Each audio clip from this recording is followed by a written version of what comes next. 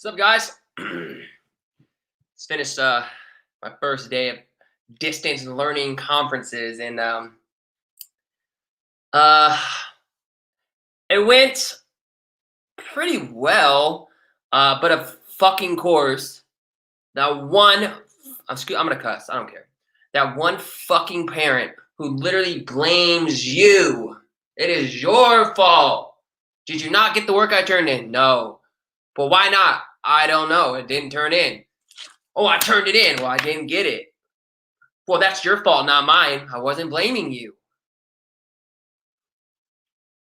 It's just like parents, like, do some parents actually think that, like, the teacher's goal and their fucking career is to fail as many kids as they want? To fail all these kids because that's just what makes me fucking get excited? I don't understand, man. Like, it's truly frustrating. Do I understand that distance learning and COVID right now is fucking a headache for most of us? Yes! It's giving me a lot more work that I have to fucking do. Ugh. Regardless, I had some really good conferences, some really concerned parents, which is always nice to see. Some of them really just weren't prepared for distance learning, and I don't think a lot of people were. But I don't appreciate that this parent literally blamed me. It's my fault, and I'm upset that you are not passing my kid because he did his homework. Shut the fuck up. Seriously, fucking dumbass. This is why some parents should literally be tested to have kids. You should have to take a test, right? Fuck. Anyways, conferences are done. I'm feeling really good.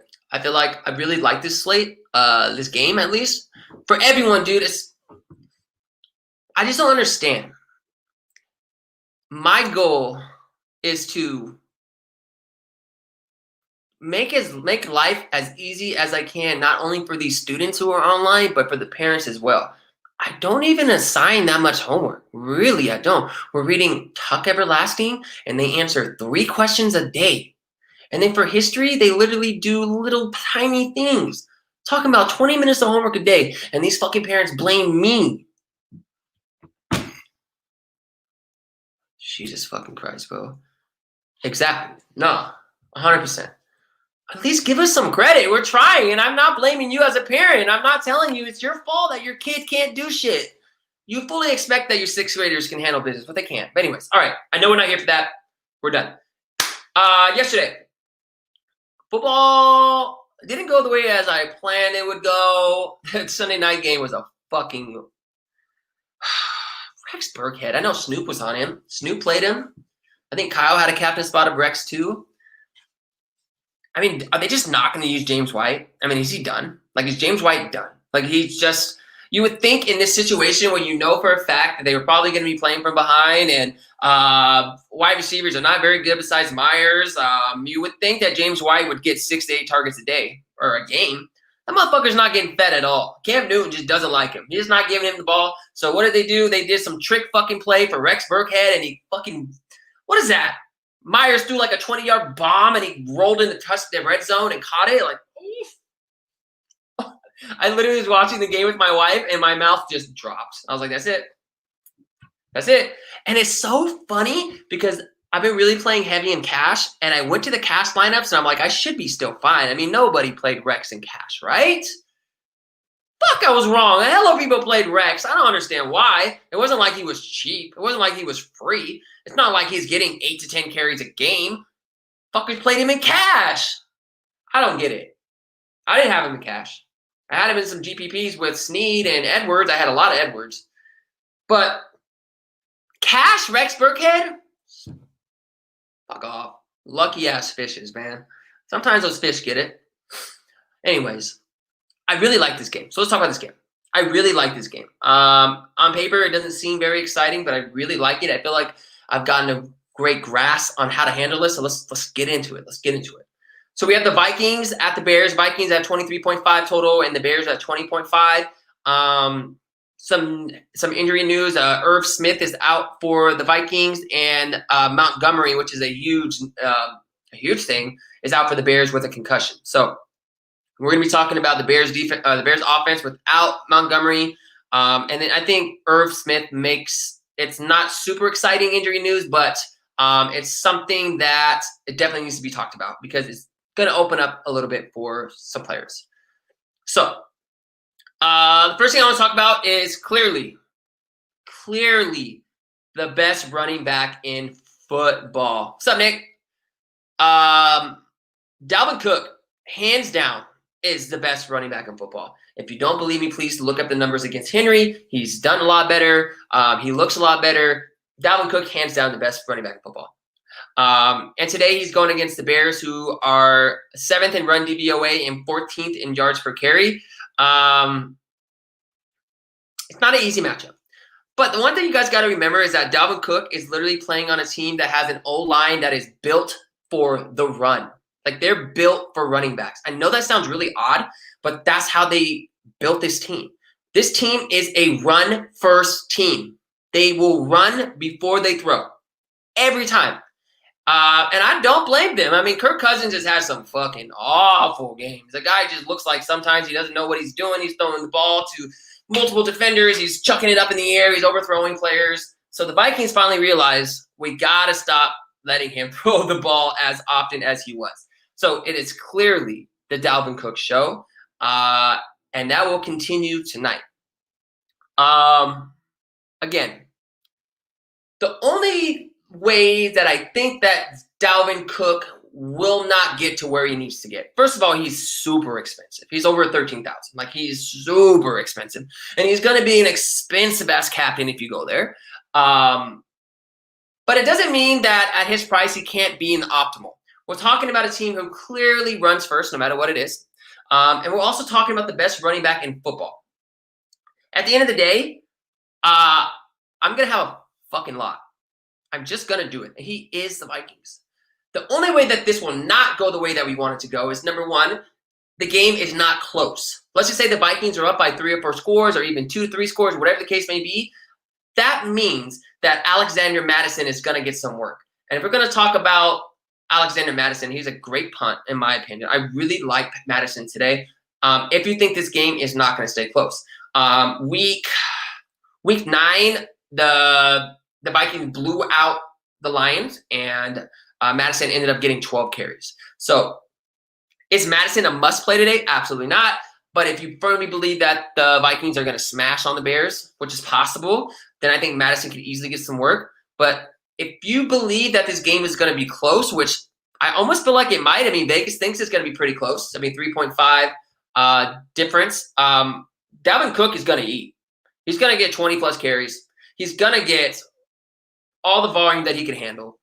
Regardless of the matchup, it's hard to face someone with that volume. With the volume. I mean, I just don't think you can go there.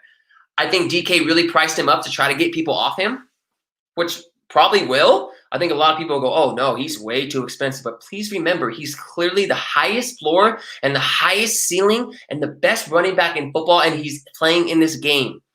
So it's a really, really tough day for me at Dalvin Cook. I would want as much as I could get. If I'm running 20 lineups, I'll probably have 18 Dalvin Cook. I'm going heavy as I want to be on Dalvin Cook. I do. I just don't think you can, go without that. If you are not on the Dalvin Cook train, I think only way to pivot off that would be to go to Bears defense in those lineups that you don't have Dalvin Cook. That really lets me know that you firmly believe the Bears are going to fucking smash and Dalvin Cook ain't going to do anything. If Dalvin Cook doesn't do anything, the Bears should win easily. Easily. So, again, Dalvin Cook, in my opinion, the best play in the game. Mattison is also a great MME play, great tournament play, especially in the situations that you think that the game is going to get out of hand. Okay? So, love Dalvin. Madison's fine. Talk about wide receivers. First of all, we just talked about how Kirk Cousins really is not throwing the ball that often. As I broke down the targets by game for these wide receivers, it's really obvious that it's such a true. It's so true.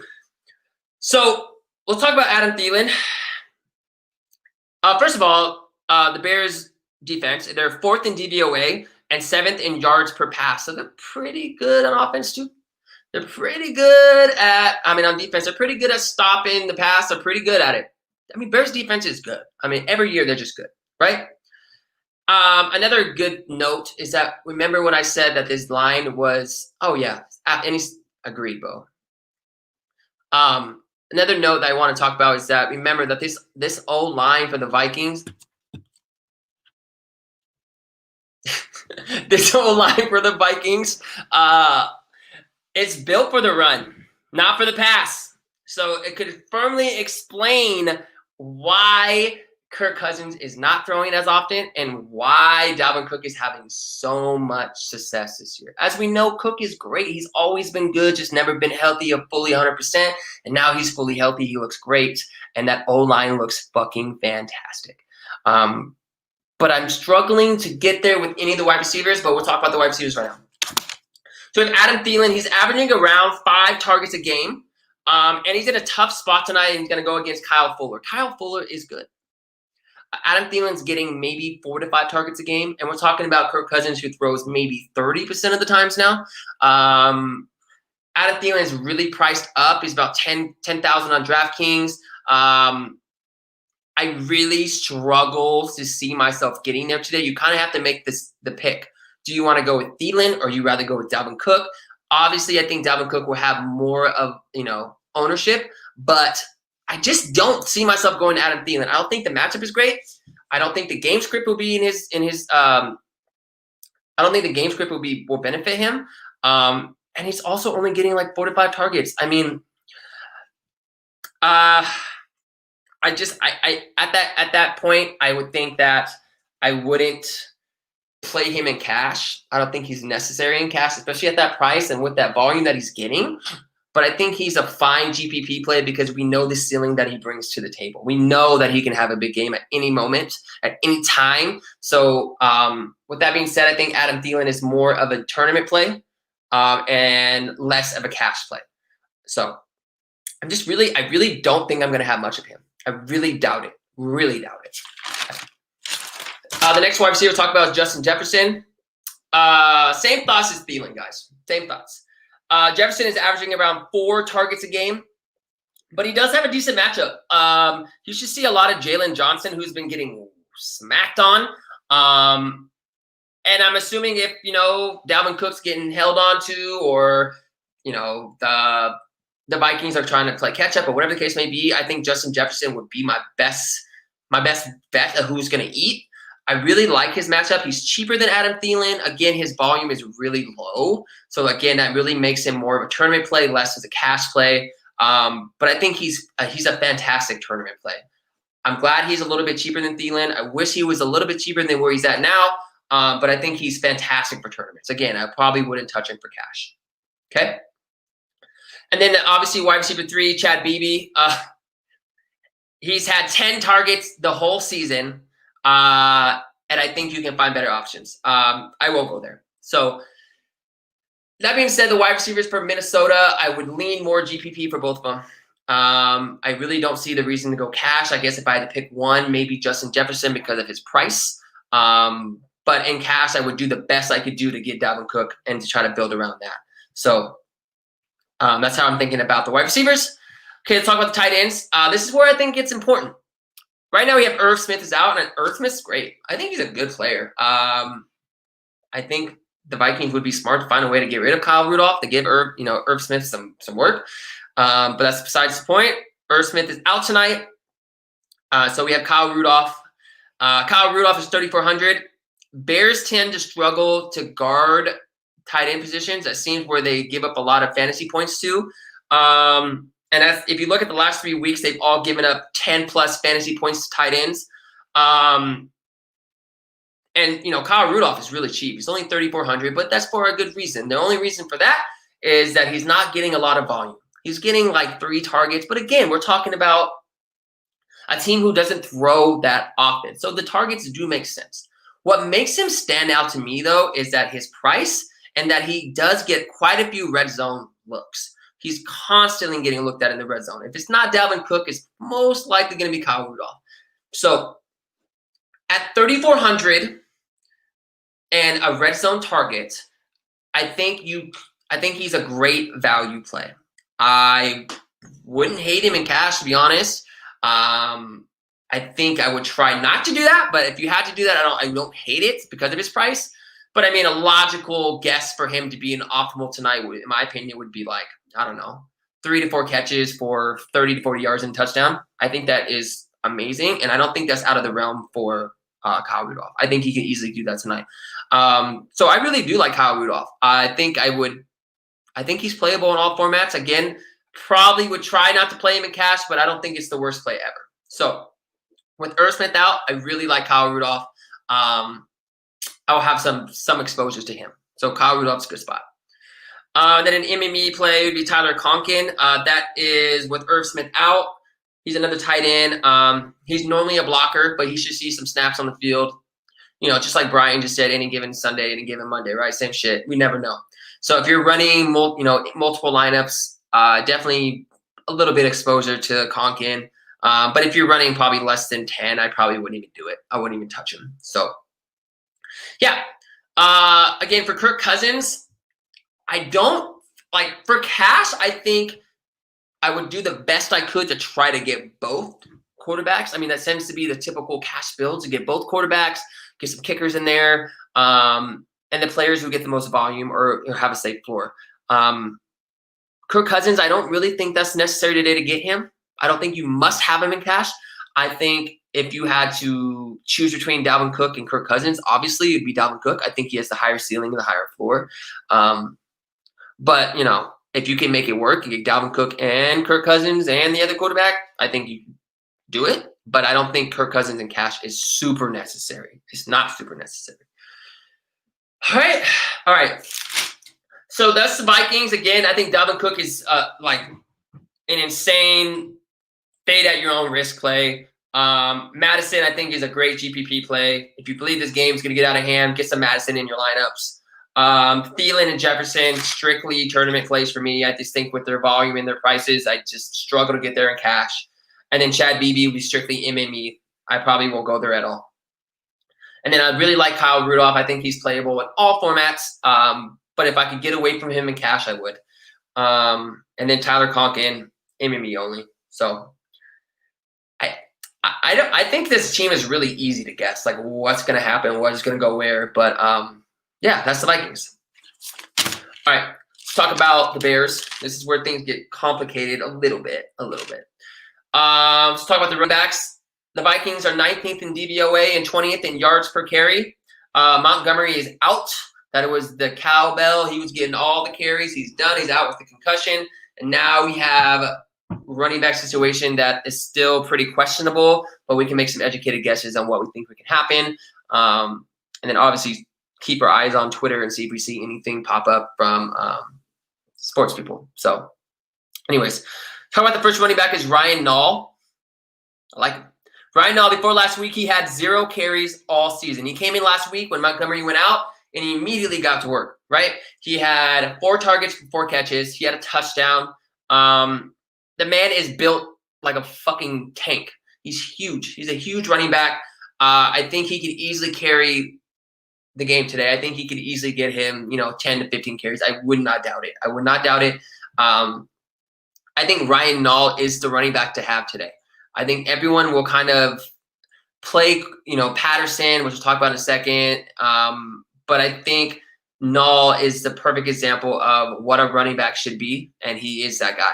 So if I had to choose a running back on the Bears, unless I hear otherwise, it would be Ryan Nall. I love Ryan Nall today. I think he's in a great spot. I think he's a good player, and he's at a decent price. So, I mean, he's cheaper than most starting running backs in Showdown slates. I believe he's under 7K. So another fade at your own risk, in my opinion. The next guy I want to talk about is Cordell Patterson. Honestly, if you think that Cordell Patterson is going to get a heavy workload, I don't know who's telling you this or why they're telling you this, but that will never happen. Highly doubt it. I think with Montgomery out, I think that gives him a few more carries. But I think that you're really banking on him to break out and for like a long pass or to score on a punt return or something like that, which he's a punt returner, kick returner. But I think with that being said, with the volume that he should get, the extra carries, probably the extra passes, I think he has a safe floor. I definitely think he's playable in cash. I do. I think his floor is safe. In GPPs, again, you're really banking on a touchdown. He can do it. He's shown us that he has the ceiling to do it. But again, I will probably try to go a little bit under the field with Patterson. I think he's going to be pretty chalky. I think a lot of people are going to play him. So I'll probably go a little bit under the field in GPPs. I think I'll have a little bit. But for cash, I think he's perfectly fine. I think he has the safe floor. I think he can easily get there. So again, I would prefer Ryan Nall over Patterson. I do want to talk about the final running back. I haven't had a chance to go and see if I find anything on the Twitter just yet. Lamar Miller. He is on the Bears.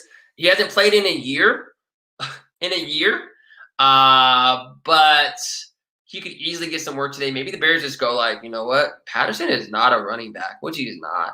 He's not. And we're going to give Lamar some work behind Nall. And that's possible. So that's something that we're definitely going to keep our eyes on with Twitter and see if we get any more clarification on that. But as of right now, I look at Lamar Miller as no more than a punt or a dart, actually. And I may not have any unless I find out some type of news. Is he going to get some snaps? Is he going to be active? What's going to happen? You know, those types of things. And that's the type of stuff I'll update in Slack if you are part of the DFS headquarters. Patterson revenge, I know. Just like 99% of the other DFS players, I was going to say. But yeah, I don't know. Like, I think I'll have a small percentage, but I really think I'm going to go under the field. I just rather have Nall. I don't know. That's just me. So, all right, those are the running backs. Again, Nall is my preferred. Patterson is, I think he's playable in all formats, but I would probably go under the field in GPP. And then Lamar Miller is a wait and see if we find out anything. So, all right. Wide receivers. The Vikings are 13th in DVOA and 30th in yards per pass. So talk about the first wide receiver is Allen Robinson. Allen fucking Robinson. Robinson will go against Chris Boyd most of the game, who is someone that can be beat. Robinson is averaging around 7+ targets a game, and that is a trend I see continuing tonight. So Foles feeds Robinson every game, no matter what the matchup is. He's giving him the ball, right? I think the low estimate for targets tonight would be 7. But if they are literally getting smacked or whatever the case may be, and they're trying to catch up, I think that the targets will go up. So we're talking about Allen Robinson, who's over 10,000, giving 7+ targets a game. The volume is there. Just know that he's not a deep threat. So you really need to get there with volume. But I'm not saying he can't get there. Ever since Foles took over, Allen Robinson has scored 10+ fantasy points a game. So he's easily getting fed every game. I think that his floor is safe enough for cash. Definitely a cash play. And honestly, I think I'll try to have quite a bit in tournaments as well. I'll probably try to stack him with Foles if I can. But again, I really want heavy exposure to Dalvin Cook. That's where my night is going to stand. So I think Allen Robinson is in a prime spot. I think if this game goes the the Bears' way, they're really going to need A-Rob to do damage. So that's Allen Robinson, guys. The next guy, Darnell Mooney, 6,600. Darnell Mooney's price has finally gone up a little bit. He plays all the snaps. His targets have increased every week. And he's barely missed some deep balls from Foles. So he's like, it's coming. The hit game is coming. The last 3 games in his targets he's had, or the last 3 weeks of 7 targets, 6 targets, and then 11 targets. So at his price and his targets and the snaps that he's playing and the volume that he's getting, I think 6,600 might be a little underpriced. And that's weird to say. I think he's a little underpriced. The reason why he's underpriced is because his name is Darnell Mooney. No one knows who that is, really. So I love Darnell Mooney tonight. I think I'll have a lot. I honestly will think maybe optimal lineup with Darnell Mooney. I would not be shocked. So I do like Darnell Mooney a lot. The next wide receiver is Anthony Miller.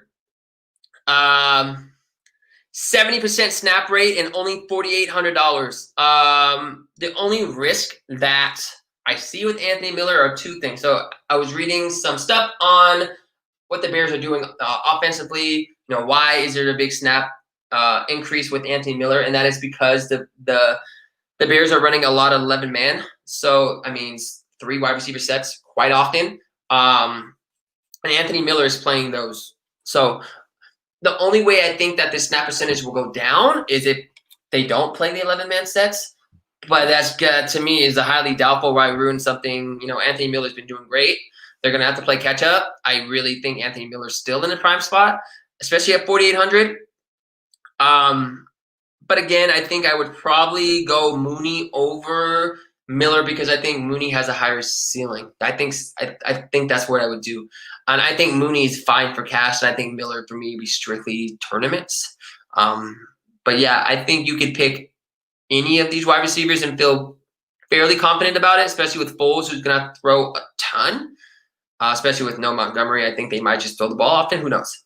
But in order, obviously, for me, it'd be Allen Robinson, Darnell Mooney, and Anthony Miller. That's the way I would look at it. Robinson and Mooney are great in all formats, and I think Anthony Miller, I'm going to stick with in tournaments.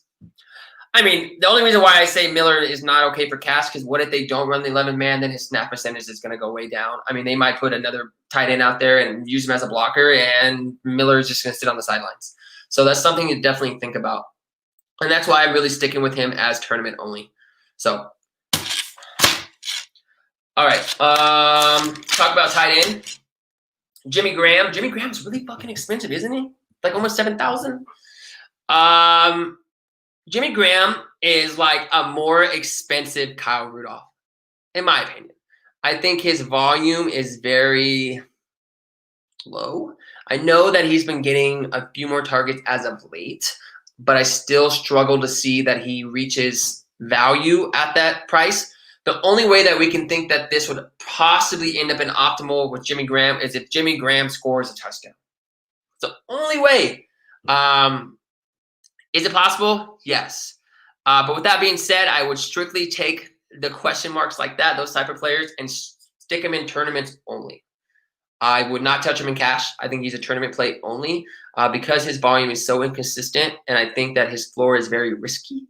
So I would stick with tournaments for Jimmy Graham only. Okay. Cole Kmet is a backup. As I wrote this morning, he was currently questionable. I don't know if he's active. I saw some reports that he's most likely going to play. I don't know. If he does play, I think he makes a fine punt. He's $800.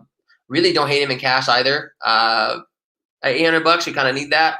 And it will probably allow you to get Allen Robinson, Dalvin Cook, some quarterbacks, things like that. So if he does play, I think he's a fine cash play. I'll probably fade him in tournaments. All right. And as for the quarterback, Nick Foles, obviously not a big fan. He throws a lot of picks. But what we're really looking for tonight is a game that he's going to have to play catch up, which we think. So I'll probably try to have some Foles. Honestly, I probably want more Foles than I have Cousins because I think Foles has a better opportunity to get there with the volume that he has, the times that he has to throw the ball, etc. So I think Foles is – I think he's fine for cash too. And I think he's okay. I will have him in tournaments as well. So he's in play in all formats. I like Foles. Okay, so I'm going to tell you my player pools, and then I'll let you guys go. For cash – Dalvin Cook, hands down. Foles, without a doubt. I think Cousins is okay. If you can make it work, make it work. But I wouldn't force him in. If you can make all the cash ad plays that we talked about in your lineup and you don't need to have Cousins, do it. But if you can make him get in, cool. I would rock with that. Allen Robinson is cash. I think Nall is a cash play. Patterson, Mooney, and then Kmet if he's active. So those are my cash play players. And obviously kickers are always vital in cash. You can always play kickers in cash, and most likely ends up being the optimal in cash. I normally try to pick a kicker on the favorite team. Yeah, I think that's fine. Then for tournaments, I would have Dalvin Cook, Allen Robinson, Justin Jefferson, Mooney, Thielen. Those would be the guys I'd really be focusing on in tournaments. And I think Anthony Miller in tournaments is fine too. But I really find myself going really under the field on Anthony Miller. I don't know. As of right now, I really don't love it. But yeah. So, anyways, I really like this fucking game. I think it's going to be a good game. I really do. I know that sounds really ugly. I think there's going to be a slugfest. I think they're going to smack the shit out of each other. I think they're going to play some good football tonight. I feel really good about it. So, if you ever have any questions, don't hesitate to reach out to me at Vigo07, VGO07, or hit up DFS headquarters on Twitter.